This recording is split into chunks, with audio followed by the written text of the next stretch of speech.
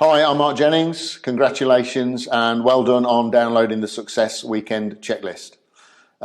Make sure you watch this video. I'm going to take you through the components of the checklist in order so that you can understand how it works. And if applied consistently and formed as a great habit, there is a high risk that you will become more successful than you are right now. Just so that you know you're in good company. This is one of the frameworks that I use with my clients and have used with my clients, hundreds of clients over the course of the last 10 years. And I've seen how this has helped them become more successful, not just in their personal life, but in their business life as well. A lot of clients have very similar issues when it comes to being able to switch off during their downtime and making best use of it. And if it's not addressed properly and in a timely manner, there is a high risk that burnout or worse will start to affect them. So this is something I could take really seriously in helping them to achieve their personal goals. The great news is that if you're struggling with this similar problem, I'm going to show you how, with a few simple routines and habits, how you might be able to apply these. So let's get started on just quickly going through the plan. And that's exactly what we're talking about. Number one, the plan. You have to take time and consider seriously what it is you're going to be doing during your downtime. If you don't, you're just likely to tumble through it, and before you know it, that time has gone, never to be seen again, and we've just got Groundhog Day with regards to how you're going to go about your week. So one of the things to look at is we're all gonna have some kind of chores that we maybe have left to the weekend or to the downtime. So let's make sure you minimize it as much as you possibly can. Keep it as short as you possibly can. Make sure that you've got people that you can delegate things to if possible, or help you out as much as possible. For some of those bigger jobs, can you get professionals in to help do that particular job to free up your time? This will allow you to focus on the time to spend later on in those areas that are more valuable to you. Just don't let the chores soak up the weekend.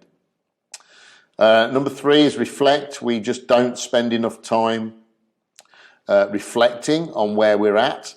We beat ourselves up consistently with regards to not feeling good about where we are currently, but we very rarely look back to see all the hard work and effort that we've put in to get us to where we are today.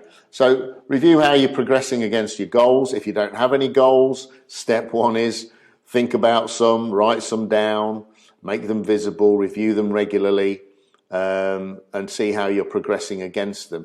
It's a great leveler to just spend some time reflecting on what it was we were trying to achieve last week, last month, last quarter, determining where we are against them, and identifying anything we can be doing during the course of the next week or so to help us make some big strides forward in what it is we're trying to achieve. So have a reflection on where you're at, and come up perhaps just with one big thing that you're going to do next week that's going to make a serious difference to the performance that you're trying to achieve over the course of the following week. Number four, goes without saying really, socializing boosts happiness. The more time you can spend, quality time with family and friends, downtime and enjoying your downtime, then without doubt it makes you feel better about yourself. We all know that through the recent spate of COVID, people have really valued that time that they spent with the family and reconnected. We've heard stories regularly and seeing photographs of people reconnecting with family, albeit forced, but then they've suddenly realized how much it means to them. So have a think about what you've got in your downtime with regards to socializing and family time. Number five, a modern day curse is the screen times that we all have. We're probably all guilty of sitting in front of the TV with our phone in our hand, multitasking, reading and answering emails and WhatsApp messages, whilst at the same time trying to focus on something on the TV. So just give yourself a break Just plan some no screen time. If you're out walking, try leaving your phone at home.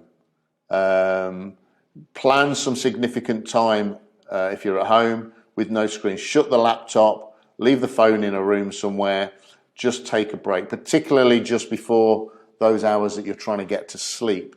Proven fact that if you're on screens within an hour of you trying to get to sleep, then you will have a more restless night's sleep than if you give yourselves a bit of a break.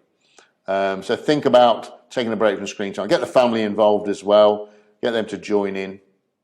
Put all the screens in a box somewhere out of the way. And then think about what it is that recharges you. Different people feel that they're recharged by doing different activities. Sometimes it's listening to music, going on great walks, just reading. It might even be more physical exercise. Actually makes you feel like you want to recharge as well, or just chilling out. And talking of exercise, that's really the last thing I would be recommending. What have you got in your diary with regards to exercise? And when I say in the diary, I mean regular, planned, deliberate exercise. What have you got in the diary to do that? We know that healthy body leads to healthy mind. It'll make you sharper. Your energy levels will be greater. You'll be able to get more stuff done.